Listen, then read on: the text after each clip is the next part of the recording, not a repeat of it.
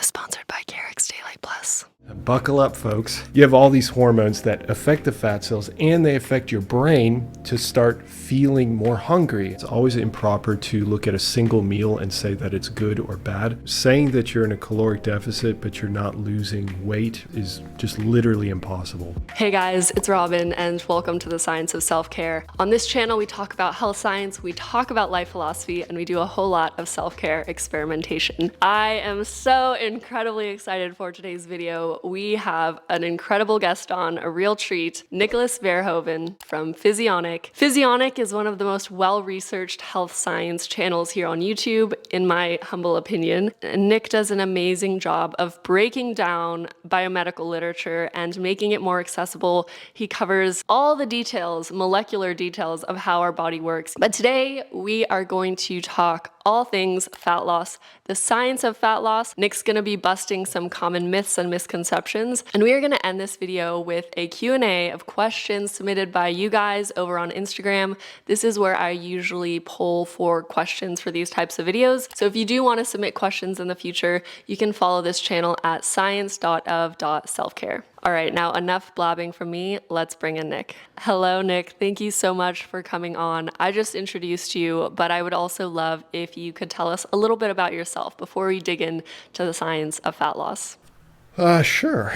Yeah, I can definitely do that. I would classify myself as an extreme nerd, so I could definitely say that. Beyond that, I guess in what respect? Well, in many, but related to what we're talking about. I'm currently pursuing my PhD in molecular medicine. I'm a few months away from graduating. I have my master's in exercise physiology, and I run Physionic, which is the epitome of my nerddom, which is truly where I get to really fully express myself and delve into the literature and make the scientific literature approachable to the public, we'll put it that way. Yes, and you do such a good job. I've been following your channel for many years and your podcast, and it's so cool to see it growing. So I'm hoping that some new people discover you today. So I'm really excited to talk about fat loss today. I feel like there is so much misinformation on the internet, and we're gonna do something really fun. We're gonna dive into the science of kind of what's going on a molecular level. I love that you're always talking about the micro and the macro. So I wanna start off with a very broad question. Can you walk us through the very basic principles of how the human body loses fat? No. Could you imagine? So how do we lose body fat? I guess first, when I'm usually talking about body fat and losing body fat, I think of it as separating between cells and the actual molecule of fat. So our body is constituted of, millions and millions of cells, billions of cells really, and a lot of them are fat cells or adipocytes. When we lose fat, we're not actually losing the fat cells themselves, we're losing the fat molecules. So, and that's a really important distinction because often people get tripped up on that really simple point, and then the conversation just gets really confused from there. So we know now that there's cells and there's these fat molecules. And these fat molecules, when we're actually losing fat, so let's say we're going from, let's say we have 100 pounds of fat on us and we're dropping down to 80 pounds of fat, that actual weight difference is a loss of the molecules that are on our body, that are stored within these adipocytes, these fat cells. And what we can do, or what happens when we lose fat, is the fat molecules get released from our fat cells. They typically go to other cells, muscle cells, brain, kidney cells, any number of different cells in the body, except for red blood cells, because they're not capable of burning fat. And those molecules will then enter into, the fat molecules will then enter into these different cells. And then we'll go through a pathway that I'm not going to go into all the detail right now, but everybody will likely know the mitochondrion. It's almost like a reflex, the powerhouse of the cell. Well, that's exactly what we're talking about here. These fat molecules then end up inside the mitochondrion, and then go through a process called oxidation, and then the different parts that made up that molecule get broken up into CO2. We lose some of it as CO2, we lose some of it as other molecules, and essentially we end up eliminating it. So it literally turns from a molecule that's a fat molecule to nothingness, although, well, I shouldn't say nothingness, but it changes into other molecules, which we then expel in some capacity. So that's a kind of a brief overview, skipping over about 1,000 molecular interactions. But I love it. That's the macro. And now we're going to get into some details. I think this is a question I get a lot in comments, and I just know based on the content that's out there, people are wondering, how do different macronutrients, carbohydrates, fats, and proteins affect fat storage and weight loss? yeah, that's a great question. We could go on for that. Yeah, definitely. 10 more episodes. Yeah, you said it. Okay, so there are a number of different angles you can take to understanding how different macronutrients, so we're talking about lipids or fats, dietary fat, which dietary fat and molecular fat that we were just talking about are the same thing. And then we've got proteins, and then we've got carbohydrates, to your point. So they have, for example, you could look at it from the perspective of satiety. They all have a different satiety index. So some macronutrients have usually produce less satiety. So when you eat them, you're less full after a set amount of time. And the most satiating, so the best macronutrient in that category, is protein. Or you can look at it from the perspective of the effect that it has on hormones. So a lot of people talk about insulin, which is a really powerful hormone, and it certainly has a tremendous effect on our fat loss capabilities. So carbohydrates are the greatest stimulator of insulin. Protein is a little bit of a stimulator of insulin, but not quite as much as carbohydrates. So there's a number of different avenues you can look at it from when you're talking about like different macronutrients, Yeah, so you mentioned insulin. I think this brings us down a whole nother rabbit hole. I would love to know a little bit more details about how specific hormones influence how we regulate fat in our body, and specifically insulin and carbohydrate consumption. If you could go in a little more detail about that, because I know so many people are obsessed with either high carb, low carb, everything carb, all in an effort to lose fat. Yeah, so buckle up, folks. Okay, so yeah, we can talk about insulin first. Yeah, I'll talk about insulin first, and then we'll dive into some of these other hormones that people often, I'm sure, I would say that most times these hormones are not discussed, but insulin is discussed ad nauseum, which for good reason. I mean, like I said, it's a powerful hormone. So I've got some notes here on the side just so I remember to cover the particular hormones. So yeah, so when we consume carbohydrates or we consume protein, we tend to have a bump in insulin levels. Now that insulin hormone gets secreted from the pancreas, and then you've got this hormone that's circulating through the bloodstream, and then it binds to different cells. So if it binds to like fat cells, for example, adipocytes that we were talking about earlier, then the fat cells essentially change their genetic programming. So the genes found inside the nucleus of the fat cell will then start to produce more of particular enzymes. Now, these particular enzymes have a role in fat storage. So it dampens down a process called lipolysis, and it increases a process called lipogenesis, so the production of new fat. And when we're talking about fat in this context, we're talking about the fat molecule, so the accrual of more of these fat molecules. So insulin binds, and then you've got the downregulation of lipolysis, so the fat breakdown, and you've got the increase in lipogenesis through a number of different enzymatic reactions. If that's within the cell itself, where it converts other molecules into fat, or more commonly, the actual acceptance of fat from the bloodstream. So the fat that's circulating in the bloodstream as triglycerides then gets taken up. Triglycerides are these fat molecules, or one version of the fat molecules. So insulin has these powerful effects in that regard. It also has effects on glucose metabolism. I'll focus on the fat metabolism just because that's our main interest in this regard. So then there's this idea that carbohydrates, raise insulin. So, and because insulin has all these, negative effects on fat loss, right? We just talked about at the very beginning. Well, we need to release fat to actually have the cells take up these fats, go through the mitochondrial powerhouse of the cell, and then, essentially oxidize the fats, right? Well, that's true, and that's why insulin is a major player. And when insulin is elevated and you are insulin sensitive, then typically the fat cells are not releasing that much fat. So that's totally true. But your insulin levels are not continuously elevated. They're not elevated for 24 hours. They're not elevated for the rest of your life. They're only elevated just for that meal, and then it comes back down. So right after that meal, it's true your fat breakdown is probably pretty low.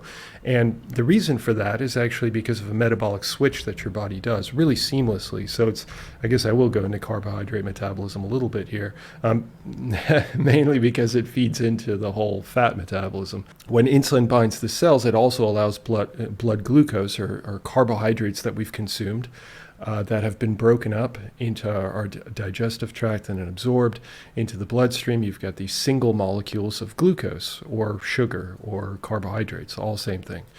And they get taken up within the cells, and then from there, the cells shift the metabolism to use that glucose. It doesn't just sit around. So it gets taken up, which means then if it's using glucose, it's not going to be using fat. So during the insulin process, it's shuttling all this glucose, presumably because you've just consumed carbohydrates. So you have a glut in glucose levels. So in that case, then you've got the cells moving in carbohydrate metabolism. You're not burning that much fat. But let's say 3 hours down the road, insulin levels have then dropped again. And at that point, your body can start to use fat for energy again. So shift away from glucose metabolism and go back to fat metabolism. But then, of course, that raises the question of well, why would I raise insulin ever then? I mean, if it technically, right, I could consume fats, all fats, and maybe a little bit of protein, and therefore just drastically reduce my insulin levels. Well, that's the birth of the ketogenic diet. Yeah, exactly. The birth of the ketogenic diet. Absolutely. And that makes a lot of sense based off of exactly what I explained. The problem is that a lot of influencers and a lot of people typically just stop the conversation there. They're like, okay, well, insulin is this massive hormone, and I don't disagree. It's very important. But believe it or not, there are many other hormones that play a massive role in our metabolism and our ability to oxidize fats or oxidize glucose. So some of those, actually speaking to an antithetic hormone to insulin that I'm almost no one, I legitimately, I've only heard one other person ever talk about this on the internet, and I don't blame them because the research around this hormone is extremely difficult to probe. The reason... Well, I'll get into the reason why. So this hormone is called acylation stimulating protein, or ASP. And what happens is your fat cells release this hormone. So insulin is released from the pancreas, but ASP is released from the fat cells. And it's a hormone that is sensitive to fat intake or to fat. Like insulin is to carbohydrates, ASP is to fat. So when you consume fats, your ASP levels rise, and it's a really potent hormone. The research, needs to be a ton more research. I mean, we've got thousands of articles or studies on insulin, but we have not nearly that many on ASP. And the reason why is because it's a really difficult hormone to study. It's actually not a hormone in the traditional sense, what I described with insulin being released from the pancreas into the bloodstream, and then it floats down and it interacts with, your kidneys or your leg muscle or whatever it might be. But with ASP, it's known as an autocrine or a paracrine action. So what it does is it gets released and then it actually binds to just nearby cells. So it doesn't go floating down typically. I think it does have some endocrine action, meaning that it does float downstream and affect some tissues. But the difficulty... It's more localized. Yeah, exactly. It's a lot more localized. Your fat cells react to this fat intake, and you've got all this fat in the bloodstream, and obviously has to go somewhere. And your body can't just have no hormone or no mechanism by which to pull that fat into the fat cells. So that's why focusing the argument solely on insulin is missing the other half of the equation, which is seldom discussed. So that's one other hormone to consider. So if you consume fat, you typically see these rises in ASP. I have a quick follow-up question on Sure. this. So I have often read, without reference to this hormone, that the combination of high carbohydrate and high fat foods is especially terrible for fat loss. Does insulin work in conjunction with this hormone, this localized hormone? Yeah, that's a great question. So there's definitely never been research looking at insulin and this hormone with carbohydrate and fat meals. However, I completely agree that if you were to consume carbohydrates plus fats at the same time, it's always difficult. I would say that it's always improper to look at a single meal and say that it's good or bad. But in the totality... Agree. Love that nuance. Yeah, but in the totality, if you're eating every meal and it's high carbohydrate and high fat, you're massively reducing your satiety signals, because we mentioned that protein is the main satiety signal. But then beyond that, you're also consuming a massive amount of energy. These fat molecules are extremely energy dense compared to carbohydrates. So carbohydrates, if we were to go from a caloric sense, are 4 calories, and fat molecules are 9 calories. So yeah, and of course you're going to have this rise in insulin, so that also has an additional impact in that then you're driving fat into the cells as well. So yeah, the combination is usually not the best way to go. But again, having like one meal like that and then making sure that you're keeping everything else, your other meals, kind of under wraps, it's probably perfectly fine. Yeah, I feel like this could be a whole nother long discussion. To your point, I haven't really heard a lot about this hormone, so I'm already starting to have a bunch of other questions, but I do want to circle back to other hormones that may regulate fat storage, because another one that I hear a lot about is cortisol or any other stress hormones and how that might influence fat storage, and I think that's something that's very relevant to a lot of people. Yeah, cortisol is another one of those hormones that can definitely have an effect, and it kind of has direct effects.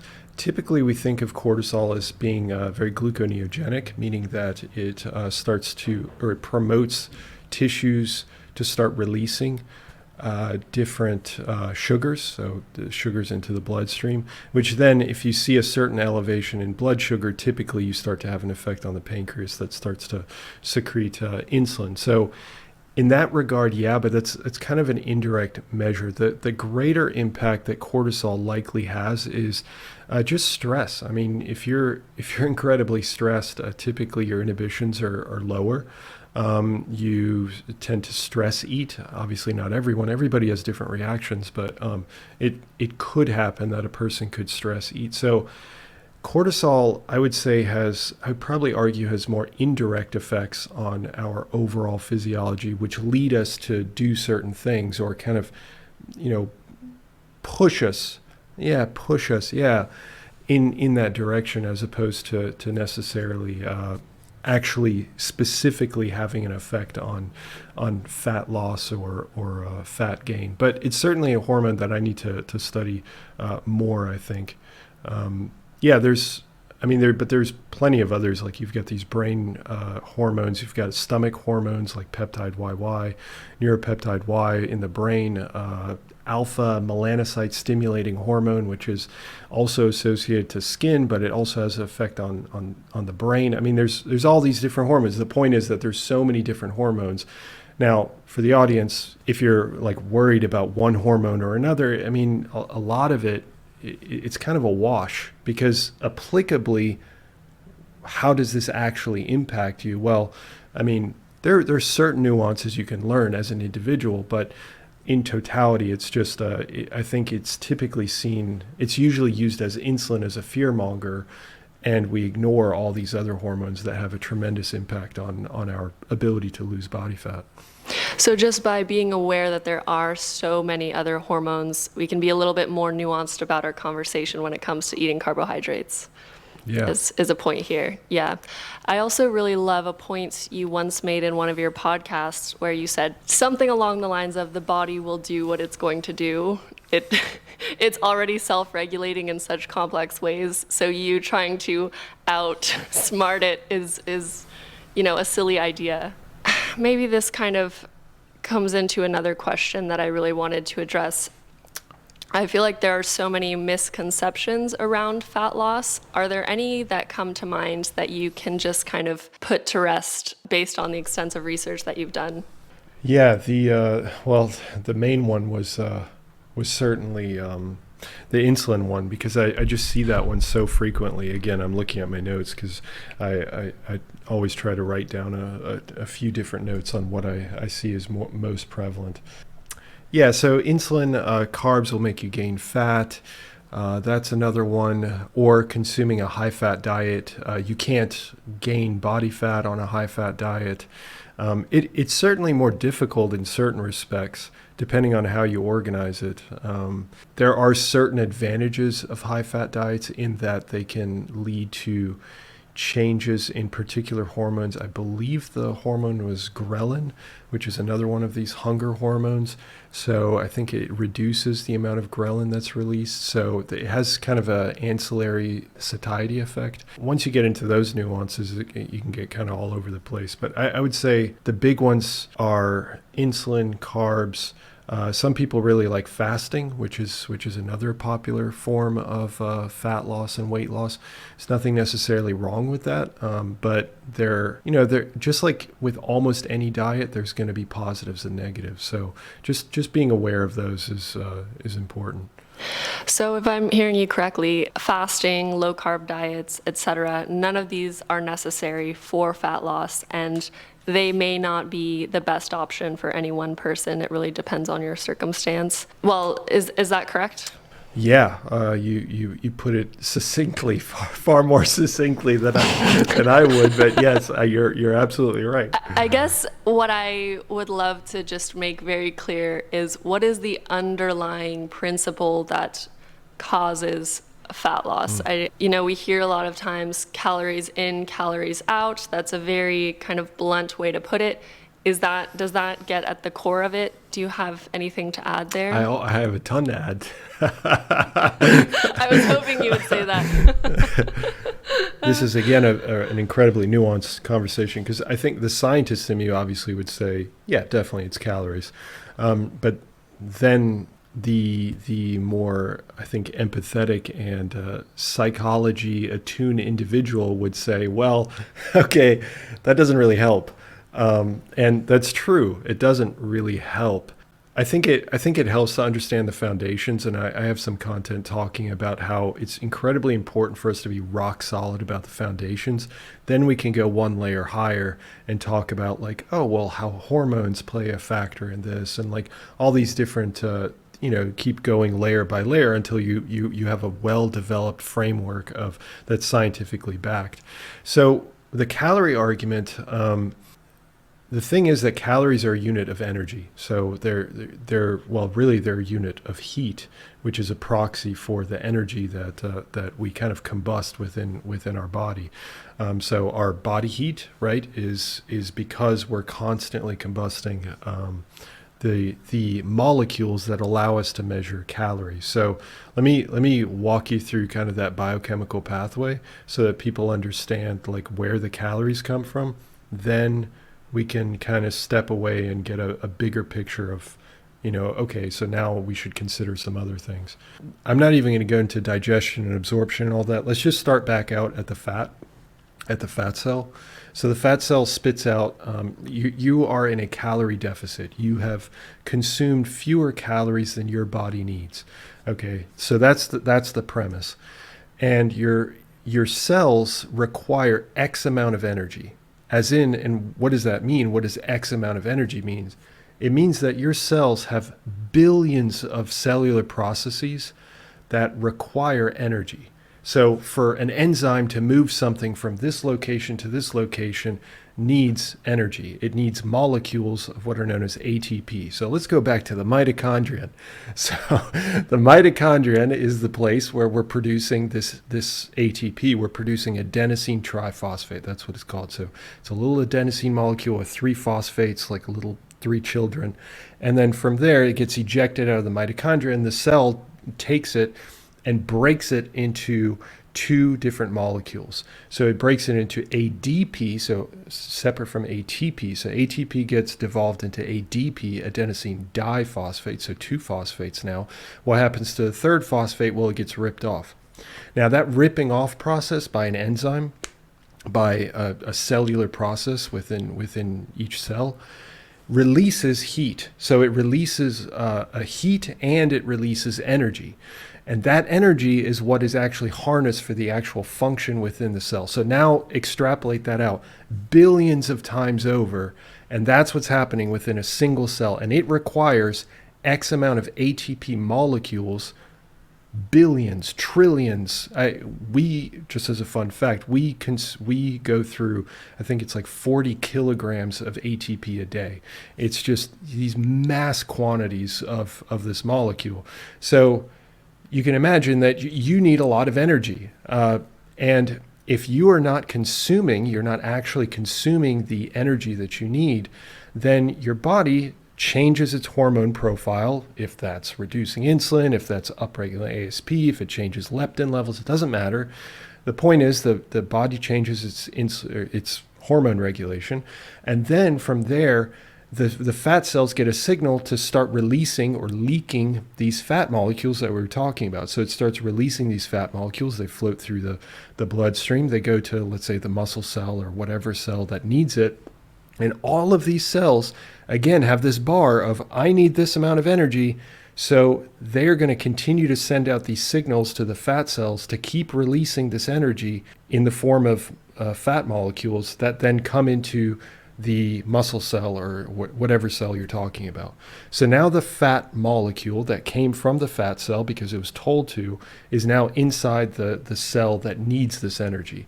So then it goes through the mitochondrion, and then it gets turned into ATP. So now we're creating this connection between the fat cells, and the fat cells are dumping these molecules. So what's happening in the fat cells? They're shrinking over time.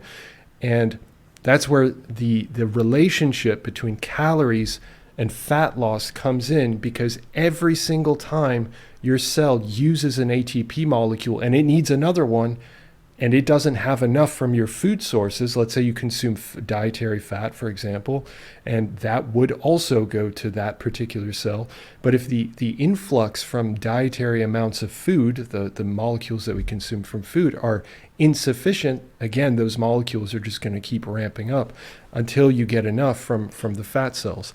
And eventually, why do we get hungry? Well, if you go on a diet for long enough, 6 weeks, 8 weeks, whatever, you get to a point where, like the things that you didn't find that appetizing before now become pretty appealing. And the reason why is because, again, all these cells are sending out molecules saying, hey, okay, now the fat stores are starting to get low. Like, what are we doing here? So and I hate anthropomorphizing the body, but like in very general terms, I could go into the biochemistry, but I don't want to, derail things too much. But the point is that you have all these hormones that affect the fat cells, and they affect your brain to start feeling more hungry and to be more ravenous and to be less satisfied with the same amount of food as you're under consuming over time. So hopefully that's giving people an understanding, and that's, of course, that's not a judgment on any person by any means, because certain people have real difficulty losing weight. I totally get that. That's the biochemistry. It can be more difficult for certain people than other people.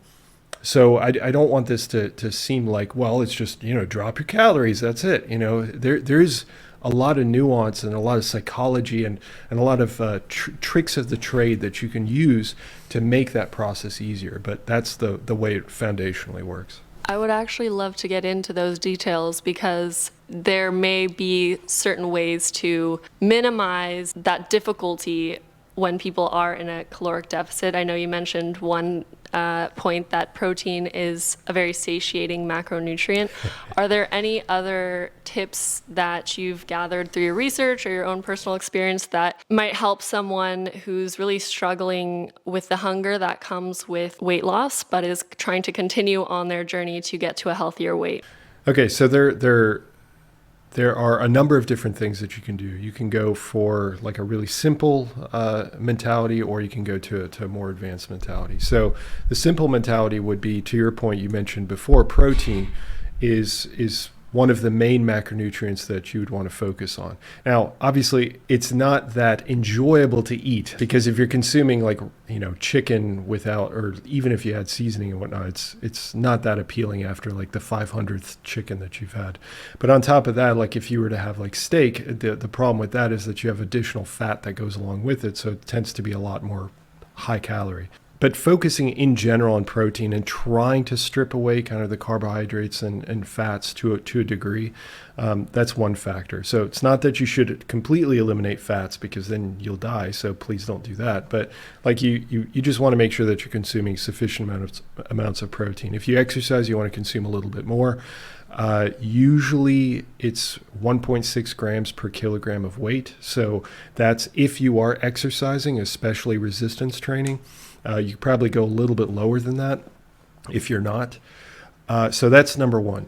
Number two is to eat voluminous food. So you're going to have to change from, I'm sure you've discussed this before, but like you're going to have to change from consuming processed foods to specifically eating different voluminous foods. So that would be foods that, well, for lack of a better definition, they're bigger, they're bulkier, they have more volume.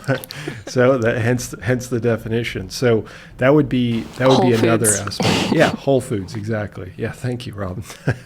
and then the third thing that I like to use a lot, especially as I'm getting leaner and leaner. As a matter of fact, I'm going through a leaning out phase at the moment. So I've been in it for about 4 weeks, and one thing that I like to do much deeper into my leaning out phase is I like to take diet breaks. Now, let me describe what that is, because of course it sounds pretty self-explanatory. Got it, diet break. I mean, it doesn't take a genius to figure that out. But there's some interesting science related to that that's slowly starting to come out, that if a person cuts their diet short for, let's say, a week or a few days up to 2 weeks, and they go back up to their maintenance. So that means that they would be consuming up to a certain amount so that they're not losing body fat anymore. So you are purposefully putting a break and saying, I am not losing body fat.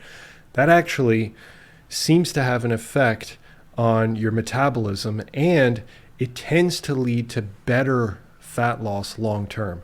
So obviously during that period, you're not going to be losing body fat because, well, you're not allowing yourself into that calorie deficit. So that's understandable. But once you return back to it, one, I don't think the science is fully sold on this, but I think that there are some hormonal changes that happen. So it's something that you should probably, if you do have this period of maintenance, then you're able to then kind of, I don't want to say reboot, but you're able to kind of curb some of those hormonal changes back to what they were before, which makes the dieting phase for the next several days afterwards much easier. So also, I think just psychologically, it just helps to not constantly be worried about, oh, I need to be on this diet, I need to be on this diet. So those are three things that I like to implement. And specifically for the diet breaks, how long would that be, that break?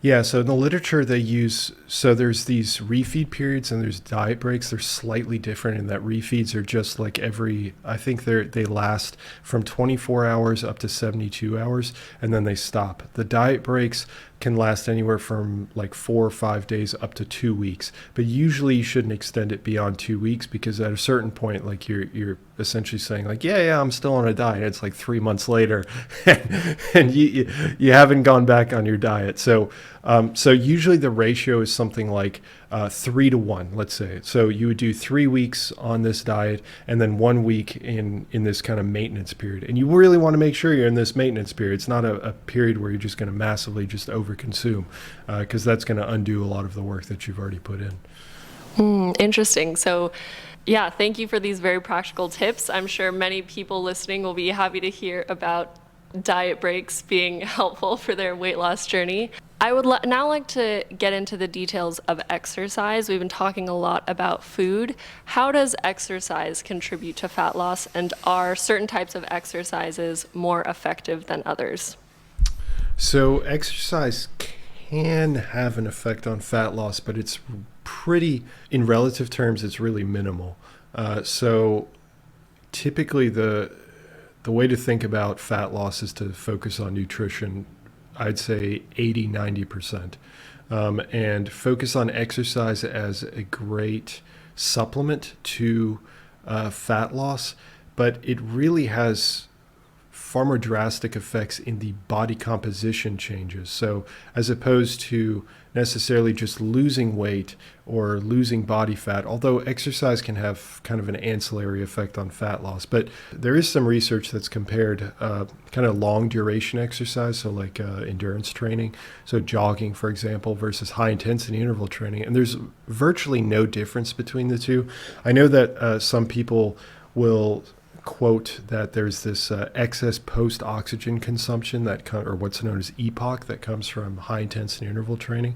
So for those unfamiliar, high-intensity interval training would be like short bursts of exercise, and you take like a 30-second rest and you do short burst of exercise. So it's very efficient, but it does have this EPOC, so there's this additional calorie burn that happens after the exercise session. But the calorie burn is only about 25 to 30 calories, something in that range. So it's not a huge advantage. And over the long term, it's probably going to be, a benefit of net zero. So I just wouldn't think of exercise specifically. I guess I'm saying like the mentality shouldn't be, I'm going to go running, therefore I'm burning body fat. That's not exactly how it works. Yeah, as I also understand it, exercise is a great way to build our muscle mass, increase our basal metabolic rate, and that will help this sort of calorie in, calorie out ratio that we're trying to create. Yeah, that's perfect. A very common question that I see a lot online is, can we target fat loss in specific areas of the body through exercise? You'll see influencers doing certain ab exercises that are made to give you a snatched waistline. What are your thoughts on this? So initially I was completely against it. I thought it was complete rubbish, but I have looked at a few studies on that, and it turns out that there may be a little truth to it, in that if you were to exercise a particular section of the body, it probably would reduce body fat in that section. However, the caveat is that in science, we should always be concerned with what are known as effect sizes, or the magnitude of the effect. So that means that if we were to do the math essentially on how much of an impact it actually has, it's teeny tiny. It's like we're talking about like percentage points. So is it actually going to make a massive difference? No, I would focus almost no attention whatsoever on spot reduction. Yeah, that's a great point. I was also imagining maybe there could be some mechanism, but maybe this is completely wrong. Out of curiosity, I like to speculate sometimes that those localized cells would be hungrier and in need of fat, and it's closer, or is that just completely a ridiculous idea? No, it's absolutely not a ridiculous idea. I think it's a great idea. There's plenty of research. There's plenty of research that where let's say if you were to inject animals with insulin, that specific injection site tends to take up more fat than the other areas of the body. So there's some focal effect that happens, and I would not at all be surprised if the muscle cells that are in that region, end up taking more of those fat molecules they were talking about, specifically from that region, just because they're easily accessible. But I do love that bigger point that the difference is probably quite negligible. Right. So we touched upon this a little bit, but I'm curious if you have anything else to add. How do genetics influence fat storage and weight loss potential? Genetics play a big role in almost every metric of health. But certainly fat loss as well. There are some studies that have looked, there's a whole host of different studies that have looked at the genetics of fat loss. But so there's this one study that looked at different mutations that happen within particular genes. So to give everybody a description, so again, we're back in the nucleus of your cells, which is where genes are kept. And genes are made up of DNA. And these genes literally hold the information. So they have the, is that really literal? I don't know. It doesn't matter. Maybe it's figurative. Well, they do. It's information that needs to be kind of transcribed, but it does literally hold the information. I just think of a gene actually holding onto the information. Okay, yeah. So I wonder if it's kind of a quasi situation. Let us know in the comments. Thank you. Yeah. So the genes have the information for particular proteins, like the exact enzymes that I was talking about earlier. You've got all these thousands of enzymes that are doing all these different jobs, these functional proteins within the cells. And some of those proteins are linked to fat release, right? What we talked about earlier, fat lipolysis, so lipolysis enzymes. And then in the other tissues that actually break down the fat and use it for energy, we've got fat oxidation enzymes. So some people have less expression or reading of these genes to produce these particular enzymes, which then leads to a reduction in their ability to release fats. So that's one aspect. But that's a really biochemical, that's a very scientific way of looking at genes, when in reality, genes have an effect on all kinds of things, like satiety, for example, binge eating disorder. They can have an effect on all kinds of different areas. So it's going to be incredibly variable from person to person. And yeah, they're going to have an effect on like satiety. In that case, it doesn't even matter if you are a person who releases more or less fat. And also, like, if you're looking at like fat release from the cells, there's only a certain amount, like a range that your body can tolerate. If you don't release any fat, or if you always release fat, I promise you're dead. Like you're not actually alive. So there's only a certain range that these genes can be changed, and then there's a point where what we would call embryonic lethality. So like where people simply can't exist because they have these gene mutations.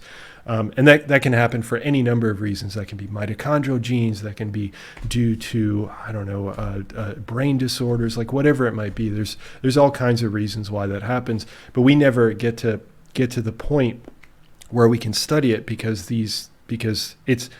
it's literally their physiology cannot function for them to survive. Or you have situations where a person has been eating a particular diet, they switch to another diet, let's say from high carb to low carb, high fat.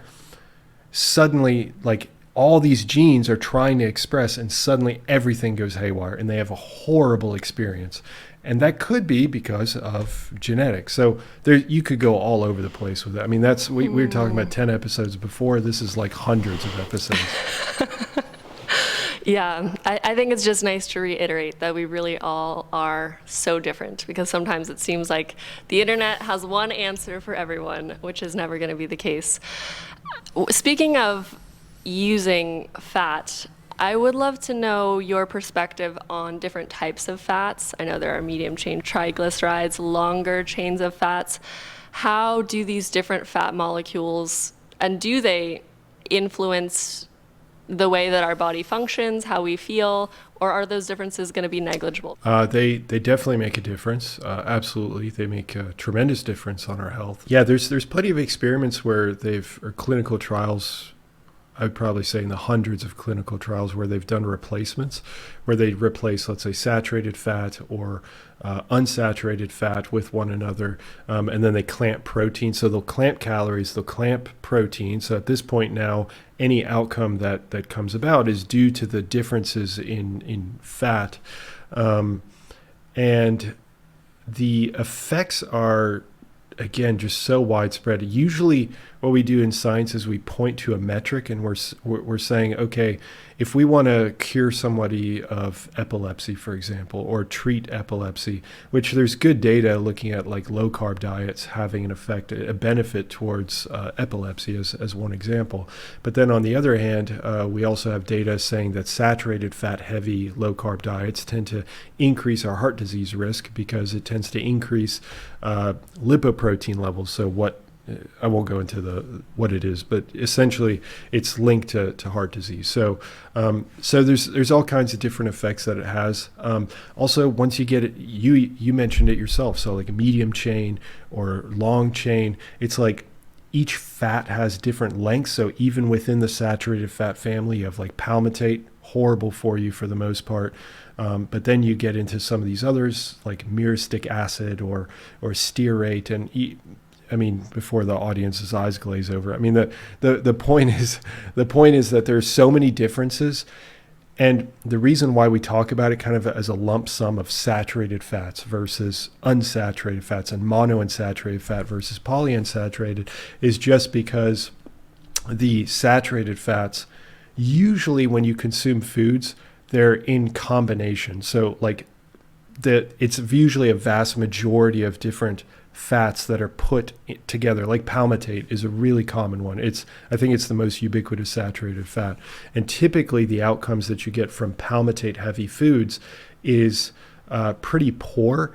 But that said, there are also really healthy foods that we would consider healthy that have some palmitate in them, but the proportion of saturated fat versus unsaturated is so outweighing this small amount of palmitate that you don't necessarily have to worry about it. So that if we were to like point to a particular outcome, I could probably tell you, oh yeah, it's, this type of fat may be better than another type of fat, but that in totality, yes, the type of fat saturated with all its subcategories, monounsaturated with all its subcategories, polyunsaturated with all its subcategories, do change our outlook on health and how we feel, for sure. Great. Yes. I think we keep hitting on these topics that can be whole other episodes. Yeah. I think a question I would love to pose to you, because you are so well read and very on top of current literature, are there any new research findings or technologies that are changing our understanding of fat loss and that are perhaps especially exciting for you personally? Yeah, there are. So this isn't actually a new. It's a relatively new technique, but it's been around since like the 60s. So let me explain what exactly that means. So there's a technique used in science called a tracer experiment. So essentially, what we do is we change the weight of a molecule so that we can literally trace where it goes within the body. And the reason why it's been around since the 60s, yet it's new, is because we used to use radio labeling. So we used to use a radioactive label to the molecule and then trace it from there. However, now we use non-radio labeled, which is far safer, and then we can actually track, like, for example, where fats go when we consume them and things like that. So I think that those experiments are incredibly telling, mainly because they give us a story of where things are going within the body. So that's one thing. And the second thing, from a far clinical aspect, I did a huge deep dive into GLP-1 agonists. So that's yet another hormone that has an effect on our body. So GLP-1, glucagon-like peptide, is a molecule that will bind to all different types of areas in the body, but the chief area that it binds to for reducing body fat and body weight is the brain, again, because we've got all these hormonal interactions that happen to the brain, which ultimately tell the brain, hey, don't consume so much. So these, and I know there's already been a craze about them, like Wegovy, Ozempic, all these different ones, but these GLP-1 agonist receptor agonists, they have incredible potential, and they've already shown that they're incredibly effective. The side effects, there's a few mild side effects that tend to happen. I think like nausea, maybe dizziness. I'm not even sure if dizziness, but for sure nausea was the main one. And then they had a few other ones like I can't think of them off the top of my head, but it wasn't anything. I also think there were some long-term side effects of increased cancer risks of certain types of cancer as well. Was there? Oh, well, you're educating me now, because honestly, I have not run across that. I'll add a little note to see if I'm pulling this out of nowhere. But I do know there are definitely side effects. But to your point, it seems like we're just scratching the surface of this interesting protein that might be very influential for how people lose weight in the future if they're very overweight. Yeah, definitely. I'll have to look into the cancer aspect. That would worry. That would change everything for me. Maybe I just put a misconception out there and you can debunk that myth. But we've talked a lot about being in a caloric deficit, and we've also talked about maintaining protein. But are there any other tips that you have for someone who's looking to lose fat but hopefully maintain their muscle mass while they're doing that? Yeah, if you're going to add that addendum of maintain muscle mass, I mean, actually, I'll say two things. Actually, one of them is in reference to one of your videos. So one is lifting weights. No doubt about it. If you're not lifting weights and you're trying to lose body fat, you're disproportionately going to be losing more lean mass or muscle mass than you otherwise would. It's not going to be like 90% 10 or something like that, but it'll be a relatively sizable change, especially as you get older, because we experience what's known as anabolic resistance. So now at that point, more of the loss can come from lean mass as opposed to fat mass, which is incredibly problematic as people then deal with a condition known as sarcopenia, which is the weakening of the musculature, which can lead to debilitating problems. It makes you very vulnerable as an older person. Yeah, so resistance training is absolutely a must. The second thing is actually like weighted vests and things like that, which I know you have a video on. And that can have profound effects on weight loss because it leads to change in a bone signal, actually. It also has effects on your bones themselves, so it actually increases the density of your bones if you do it long term. So resistance training no doubt has a greater effect, but if a person did want to do something like, putting on a weight vest, it can have an impact as well. I think it's so cool to think that our bones are also secreting signals all the time, and there's so many signals going on in our body at once. It's really helpful to hear your perspective on these things. Okay, next. Man, I have so many questions, and I don't want to make this an insanely long interview, but we've gone into a lot of the nitty-gritty of the body. But more holistically, based on your knowledge and the research, what are your top recommendations for someone trying to lose fat healthily? You've touched upon a lot of these things as well, so maybe you have nothing else to add, but I think that's a question that a lot of people are coming to this video with. Yeah, so I do actually have some other things. So I'm looking off to the side here because I've got, again, my notes. So I broke this up into two sections. So one is general recommendations, and then one is for slightly more specific effects because people often ask for additional clarification. So the general is just to be aware of how much you're consuming. And I don't mean that as in like you need to count every calorie or anything like that, because some people just don't want to do that. And I totally empathize with that. There are other ways of doing that. So literally just taking pictures and just being aware of the amount that you consume. Usually you'd want to weigh it. You don't have to necessarily know the number of calories that are associated to it, but you would want to know how much. Like, again, it's just accruing data on your eating patterns. If you're saying, well, I can't lose weight, but you're not setting up yourself to actually know, how much you're consuming, then it's a little difficult to then go and have a further conversation about exercise or supplements or anything when you're not doing the basics. So just be aware of how much you consume. That's it. Make a point to walk every day. That's a fantastic way to go. Have a defined plan and goals with set times to reach them. So that's another aspect. To have a defined plan means that you want to achieve, small milestones, more moderate milestones, and your overall goal for the time. And you also need to define the amount of time it's going to take you to get there. You may fail. That is 100% okay. That no problem whatsoever. Everybody fails at like specifically getting that time because they get overambitious, or maybe they they become so successful at it that they end up reaching it, weeks ahead of time. So that's perfectly fine. But just having a goal and having a plan on how to get there and sticking to that plan as best you can is another thing. Take a look at your social interactions and see where you can make some minor adjustments. So it's not like you need to cut your parents out of your life or anything like that, but if you guys, let's say you go out to eat like once a week, just maybe consider changing what's on the menu, like what you eat, instead of eating like a pasta with like a ton of different sauces on it and whatnot. Just change to maybe something a little bit lighter. Eat for volume. We talked about that before. You said Whole Foods, which was a better indication.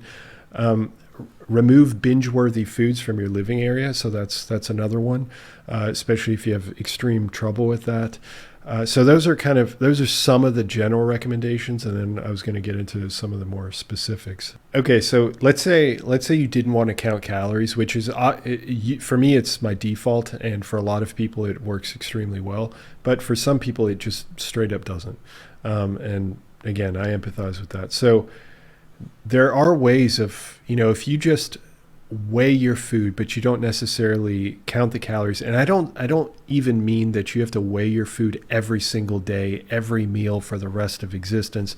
But just what a lot of studies do is they do a 3-day diary. So what they do is they do a food consumption on like a Saturday and then 2 days during the week, so that you can mix together some weekly consumption plus your Saturday. I would recommend doing it for the full week, just weighing your food, just so you have an idea. And then just knowing the general amount of each food that you have, and then just scaling that back. So it doesn't have to be by exactly 500 calories or anything like that, but you're just saying, okay, this is how much I eat every single day for 7 days, and on the weekends it changes to this. Now you're aware. So that's step one. Step two then is to just not even remove any particular food. You're not removing any particular food, but you're just removing the amount of that food. That's it. So you're just scaling back a little bit. So that would be another thing. Crank up the protein. We've gone over that already. So it's 1.6 grams per kilogram of body weight. You can increase that further up to a point, let's say like 2.2, I think it's like 2.2 grams per kilogram, which is about a gram per pound. Measure your weight. Again, just like the calorie thing, some people don't like measuring their weight. Again, empathize with that. So you can also, what you can do is find a different metric. So if that's, just using like waist circumference or something along those lines, it doesn't even have to be around your waist. It can be your arms even. It can be something else. I mean, if you're resistance training and you're also doing your arms, that might be a bit of an issue simply because your arms might be getting bigger, or you're losing fat while you're also building muscle. So the metrics won't change. So, but just find some way of measuring your progress, your overall body progress. Try to measure that at least once a week. You want to measure it in the morning. That is absolutely true. It has to be in the morning. Use the restroom beforehand. Don't drink any water. Don't drink any coffee. Nothing like that. It's just immediately you wake up. If you need to use the restroom, that's fine. But then right afterwards, wearing the same clothes or naked, just measure your body. You want to be as scientific as possible about it. And you don't make any judgments on yourself at any particular point. Just do it and just accept it. This is the data, and then you can step forward from there. And typically, if you don't see any progress after 2 weeks, you should consider reducing your intake further.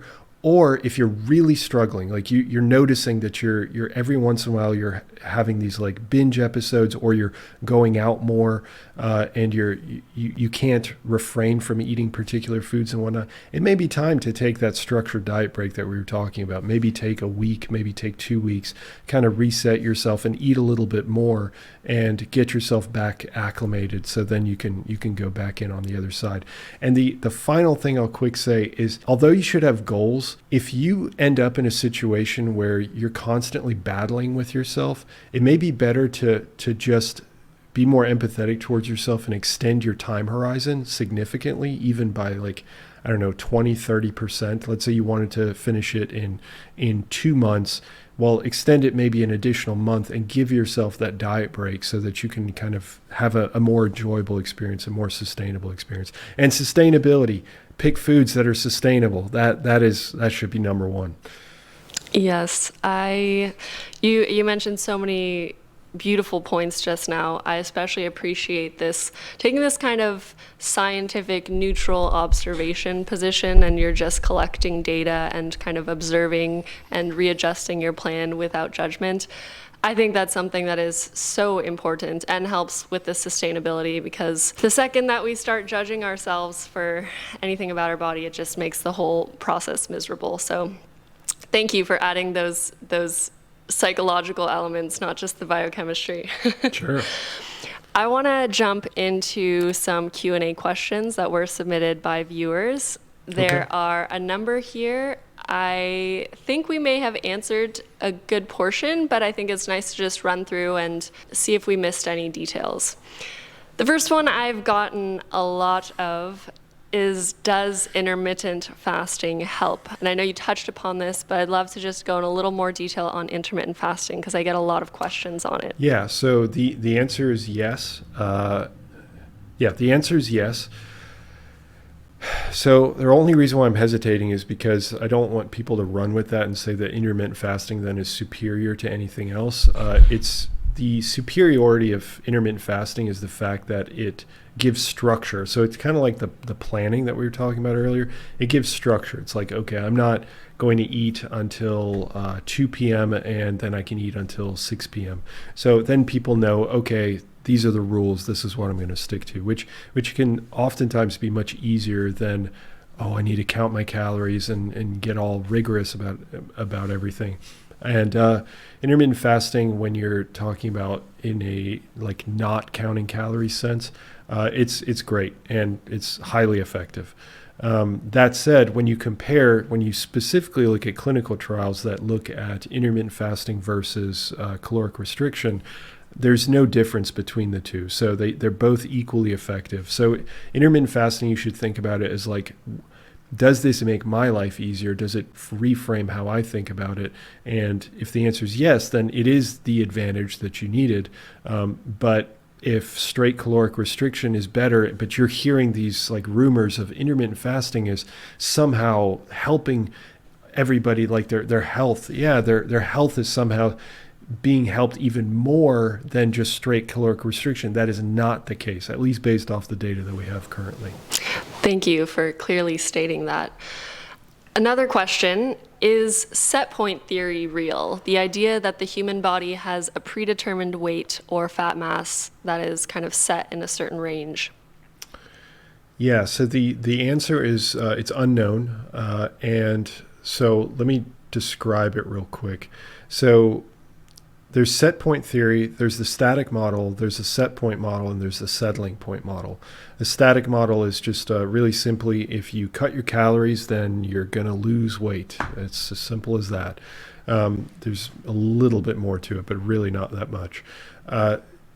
Set point model, which is what we're talking about here, is that if you decrease your energy intake, you start consuming less, then your expenditure, your metabolism slows down over time. It starts to slow over time, as well as there's this increase to drive to eat. Now, we've covered that. That's all true.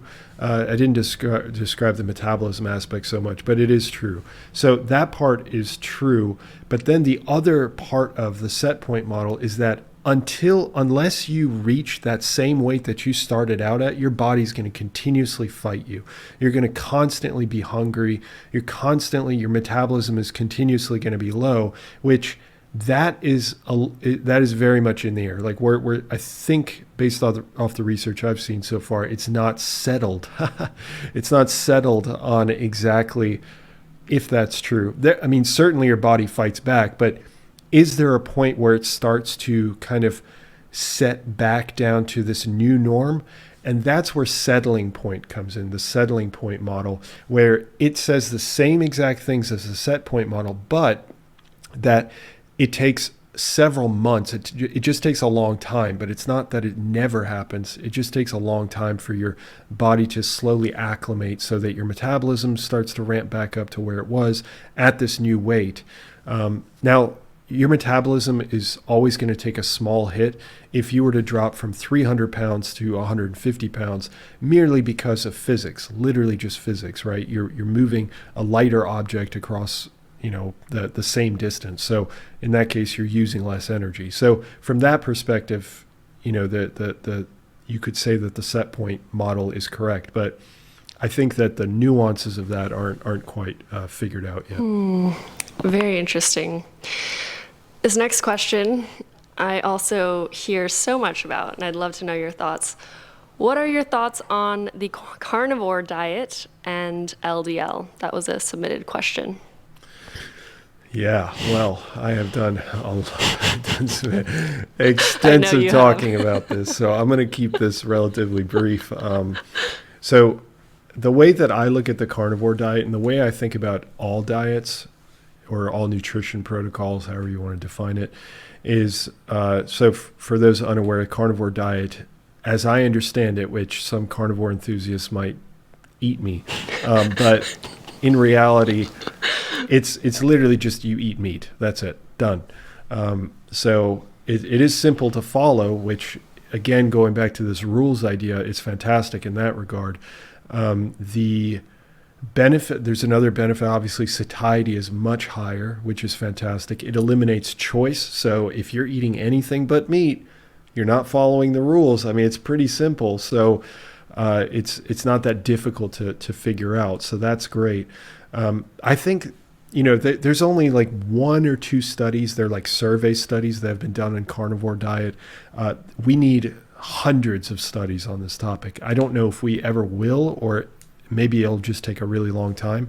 But the way that I think about it is, if you are overweight and you're struggling with diabetes, you're struggling with all kinds of different metabolic syndrome, different issues, health issues, or if it's not that extreme, but you've just had real trouble losing weight and some of your health parameters aren't exactly in the best place, then a carnivore, or another example, just real quick, is if a person has allergies or they've just been suffering with irritable bowel issues. Autoimmune, absolutely. Yeah, that's a perfect example. Then jumping on a carnivore diet has shown significant benefits anecdotally. Now, all this is anecdote because, again, there's no research on the topic, but and that's not exactly shocking that if you eliminate all these foods and you just eat one food, that then suddenly you're eliminating those stressors, whatever is causing those issues. So it's an elimination diet in that regard. So ultimately it leads to improved weight. So you experience weight loss, fat loss, you experience relief from symptoms, you get an improvement in insulin resistance, you get an improvement in insulin, blood glucose, all these different metrics. But you see this rise in LDL, which is these cholesterol-containing lipoproteins. And those have been causally linked, associatively as well, but also causally linked to atherosclerosis, which is the plaque buildup within your arteries. And that happens over decades of time.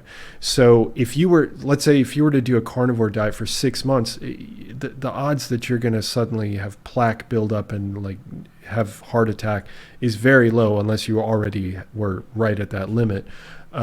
So doing it for, a few months and then slowly introducing foods back in to see what works, what doesn't, what might be a trigger food for, a particular condition. I think that is a really great way to go about a diet. And on top of that, I think that in general, if that's the only way that you can eat, we're talking about a single risk factor. We're talking about LDL, which is definitely a significant risk factor, but it's also not the only heart disease risk factor. So we're eliminating insulin resistance. We're eliminating, there's another protein called Lp(a), which may reduce. There's all kinds of other risk factors of heart disease. Weight, obviously, being overweight will drop. So those metrics all improve, and this one negative metric increases. I think the net is generally positive. So that's how I like to think about it, just from a nuanced standpoint.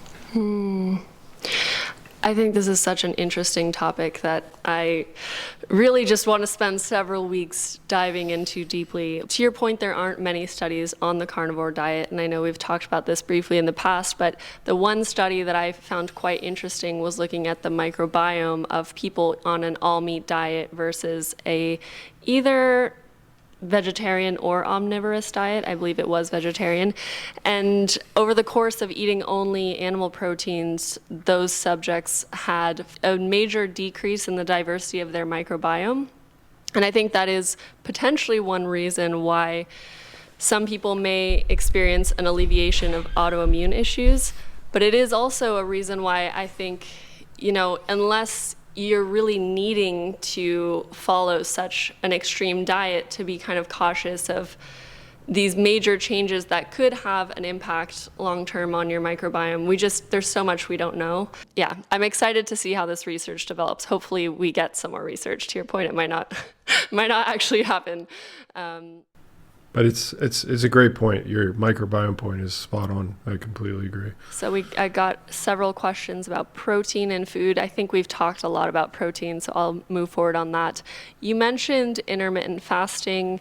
Specifically, someone's curious about the 1 meal a day style of eating and whether this can help keep your metabolism elevated. I would love to hear just a quick point on metabolism related to 1 meal a day. And if I understand your previous point was that intermittent fasting in general won't have a major impact on your metabolism, but perhaps pushing that window farther might. I'd love to hear your thoughts on that. Yeah, actually, you summed it up already perfectly. So there's almost no research that's actually looked at OMAD, 1 meal a day, which is literally what it sounds like. On metabolism, there have been some studies that have looked at intermittent fasting. If I remember correctly, they did not show any effect on metabolism, decrease or increase. So at least from like 16-8, so fasting for 16 hours, consuming food for 8 hours. OMAD studies have not looked at metabolism as far as I'm aware. I think I've read almost all the OMAD studies up to date, at least. And yeah, so they haven't looked at metabolism. If I had to venture a guess, I would guess it probably has no effect, mainly because exactly to your point, just extending that time horizon probably makes a bigger difference. Mm-hmm. Yeah, okay, great. Next question, is fat loss possible without a caloric deficit? And if not, is it just that simple? So we kind of touched on this question a bit, but.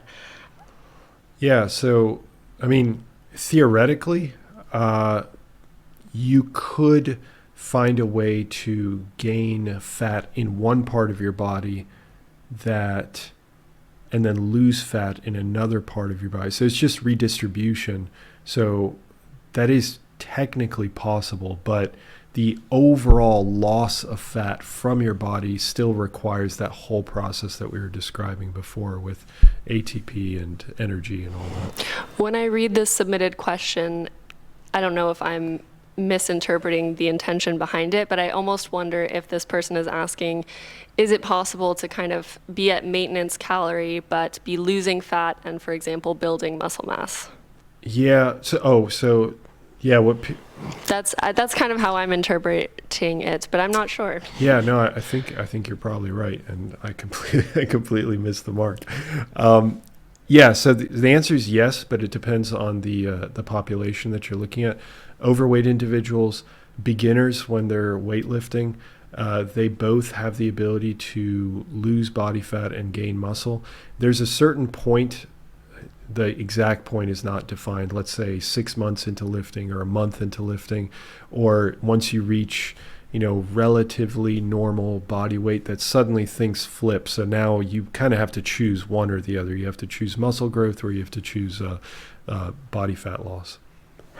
Yeah, I know there's a whole world of that, of bulking and cutting on the internet. So plenty of videos to consume about that. Okay, so I guess there's a few questions here I'm actually going to lump together.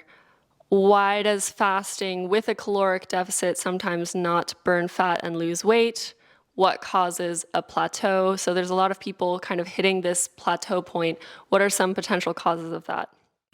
I'm trying to figure out a way to say this that's not crass.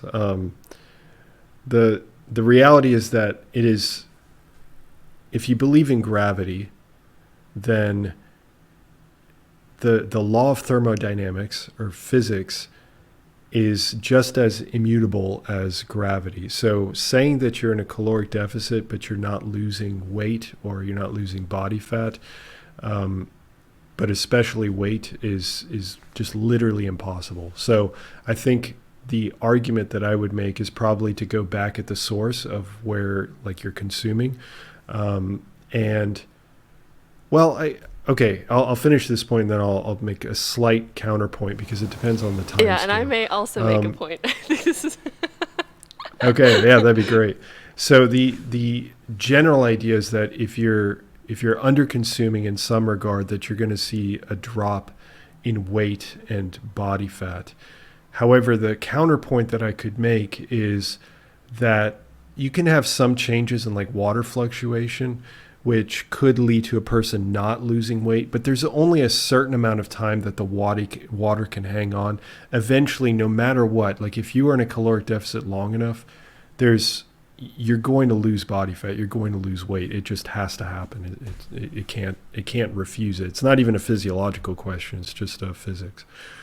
Anyway, to your point. Yeah, well, when I look at these questions, it makes me think of a little bit of what you were talking about earlier, the complex hormonal environment of our body, and perhaps the stress of long-term dieting actually changing that environment so that the calories out part of the equation is also changing. So that deficit is actually not really there anymore, but it's not because you aren't consuming a small amount of calories, but your body maybe biochemically is not also releasing as many calories. This is just kind of speculation, but no, that is absolutely perfect. You're absolutely right that if you were to drop your calories for long enough, your metabolism drops as well to compensate. There's only a certain amount that it can drop because eventually your body turns to another signal, which is your satiety.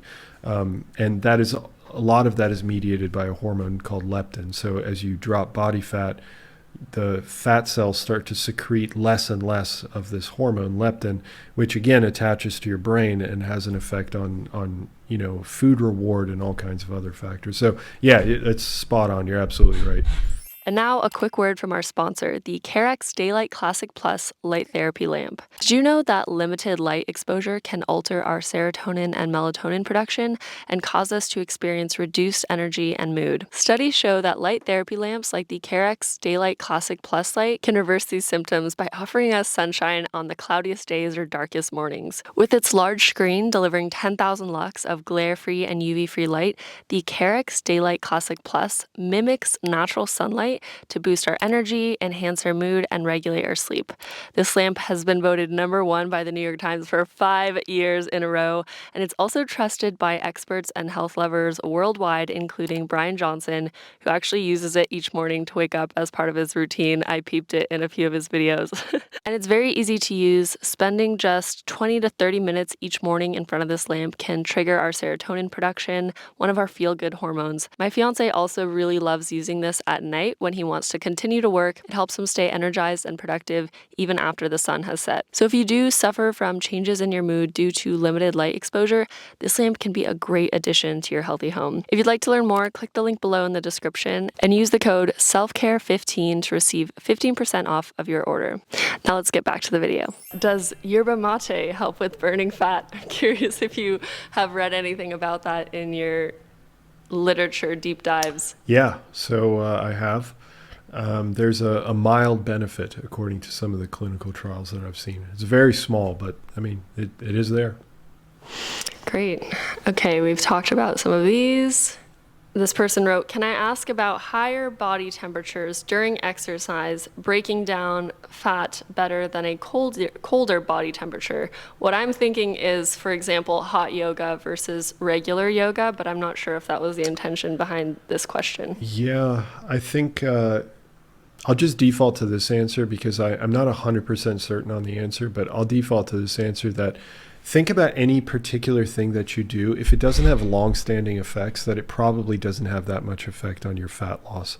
So if you're doing something for 30 minutes or an hour, it probably isn't going to have a massive effect, with the exception of like resistance training, but that's technically not having only an effect just for that period of time. It tends to have 48-hour long effects that end up accruing over time. As to your point, Robin, you were talking about the increase in metabolism, for example, from resistance training and adding muscle, and that's absolutely true. So, but if you were to like do hot yoga, or if you were to, even if we were to take it out of that context and just say like some people get hotter when they're exercising than other people, or maybe they sweat more or whatever. Again, you're talking about 1 hour out of 24 hours. It's just not going to have any effect, even if it didn't have an effect. So it goes back to kind of the effect size argument that we were talking about earlier. Great answer, and it kind of relates to this next question. Is zone 2 really the apex of fat burning when it comes to exercise? Would you still have the same answer there? Yeah, the zone 2 exercise is, for those unaware, is like exercising at like 70% of heart rate max, I think, something. Correct me if I'm wrong, Robin. So the idea behind that is that you're at a low enough intensity in your exercise that you're using more fat molecules for energy. Again, fat being released from the fat cells going into the cells and then being taken up by the mitochondria for energy generation. And the intensity of your exercise dictates your metabolism, which metabolism it uses, the carbohydrate one that we briefly touched on, or this fat centric one. So it's entirely true that endurance exercise or any sort of long duration exercise that you do predominantly uses fat for energy, but in the totality of your day, it will make no difference on your fat loss unless you continue to be in a caloric deficit throughout for the entirety of the day. We are really almost wrapping up. I want to thank you for going through this long question. I think this is a great question to end on. Differences in fat mass techniques for men and women. Do you have any thoughts on, I know you're really an expert at reading through all the literature, and there just is less literature about women, but do you have any thoughts on differences for males and females? Yeah, that's a really difficult question. I think one area that I've told myself over the last year or so that I need to improve on looking at specifically women's literature. I do know that, like, from an exercise standpoint, there are some differences between men and women. Like, women actually tend to be able to tolerate higher repetition ranges. So, for particular exercises, it just sorry, I'm having flashbacks to these Pilates classes that I would always take, and there would be this super buff guy in there just struggling, and this grandma is just making him look ridiculous. she was killing it and this guy was dying. So it definitely tracks with my personal experiences. Well, I'm glad we could pitch in the anecdote with the science. I do appreciate that. But in terms, and I would not at all be surprised if there were some literature on some of the nuances. I think the basics are definitely the same, but like, could you maybe lean in one direction more so for women than for men? Probably, but those nuances, I'm just not familiar with them. So unfortunately, I can't give a great answer for that. Hopefully in the future. I'd love to ask a question that I get asked a lot in the comments section of my rucking video. Can you describe how carrying 50 pounds of excess fat internally as adipose tissue would be different from rucking with 50 pounds externally for exercise, for example, in a backpack or weighted vest? Yeah, they're fundamentally different in a number of ways, but I guess the biggest way is that if you were to put on 40, 50 pounds, the problem is that your body is also adapting to that. So it's not like you wake up the next day and you just suddenly have 50 pounds on you, right? That takes a long time to accrue. And during that accrual process, it's not just your fat tissue that changes, it's your musculature, it changes your tendons, your ligaments, and your bones. All of that changes. On top of that, your pancreas, literally every single organ system changes. So from a rucking standpoint, your body is already adapted to that weight change. From a health standpoint, obviously there are going to be massive differences because you typically become more insulin resistant, for example, have higher heart disease risk, things like that. So that would be kind of beating the dead horse. So let's just focus on the rucking thing. It's a gradual increase, so every other system is increased with you. With the actual like putting on 50 pounds, you're unexpectedly putting on a ton of strain on your body that the bones are not prepared for, the musculature is not prepared for, and suddenly this short burst of activity, just like resistance training, if you were to load your musculature with a few hundred pounds or whatever it might be, it's slightly different in that rucking you're doing it for potentially hours, and resistance training, you're only doing it for short bursts. But the general concept, some of the adaptations are actually the same. So the bones react very similarly. The rucking example, I think I sent you, or maybe I failed to send it to you. I think I sent it to you. This paper that was in animals, so it's an animal model. So we have to take it with a grain of salt. But they put packs on animals, and so they ended up weighing, I don't know, some percentage more of their body weight, and it led to changes in their bone expression. So their bones started secreting, I think, more or less of this particular protein called sclerostin, which ultimately had an effect on their body weight. So it changed their eating behavior, changed their body weight, and I don't think you would get, as a matter of fact, I know you would not get that if you were to gradually gain weight up to that 50 pounds. Now, granted, of course, eventually, maybe you may need to increase the amount of rucking that you do, like the amount of load that you put on. But that's a great adaptation. That means your bones get stronger, your ligaments, all that stuff got much stronger. So that's fantastic. So those are the key differences. Love that perspective. So we've gone through all the Q&As. I've asked you a ton of questions, and I feel like I'm left with many more questions. But are there any closing thoughts you want to share of important things that we may have missed about fat loss? There's always things that we miss about any topic that we cover, honestly. But I think we did a fair job. I mean, the questions were fantastic. So I'm glad your community was so curious. And obviously having a great interviewer is always extremely helpful. So yeah, I think we covered everything. Covered everything up until a minute after uploading, and you start getting all the questions that people have. So I apologize to all those individuals. Thank you so much, Nick, for sharing your time and your knowledge. It's been a real pleasure. If you'd like to follow more of Nick's content, I highly recommend checking out Physionic, his YouTube channel, or you can also follow him on Instagram at physionic_PhD. I would love to know your thoughts on fat loss, on the different topics that we covered today. If you have any other Q&A questions that we might be able to address in a part 2, also let us know down below. I absolutely love the conversations we have in the comments. They always make my day, and I learn so much from you guys. Thank you guys so much for watching, and I look forward to seeing you next time.